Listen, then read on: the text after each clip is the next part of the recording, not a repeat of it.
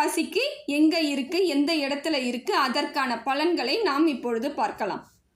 மேஷ ராசிக்கு செவ்வாயானது 3ஆம் இடத்தில் வக்ரத்தில் அமர்ந்திருக்காருங்க. இது சிறப்பான பலன்களை தருதுங்க. செவ்வாய் கிரகம் ஒருவருக்கு நல்ல இடத்தில் அமரும் பொழுது அவர்கள் சொத்து சேரும், நீர் நிலம் அத்தனையும் சேரும்னு சொல்லுவாங்க. அதே போல் உடல் ஆரோக்கியமும் ஏற்படும். இப்போ மேஷராசிக்கு சிறப்பாக இருக்குதுங்க. 3ஆம் இடத்துல வக்கரத்தில் அமர்ந்திருக்கிறதுனால சிறப்பாக இருக்குது. அவங்களுக்கு பூர்வ சொத்துக்கள் வரக்கூடியதாக இருக்குது. நிலப்பிரச்சனைகள் தீரும். ஏற்கனவே நிலம் வாங்குறதுல ஏதாவது பிரச்சனை இருந்தாலோ இல்லை இருக்கக்கூடிய நிலத்தில் பிரச்சனை இருந்தாலோ அதை சரி செய்யக்கூடிய செவ்வாய் சரி பண்ணிடுவார். வக்கரத்தில் இருக்கிறதுனால சரி ஆகிடும்.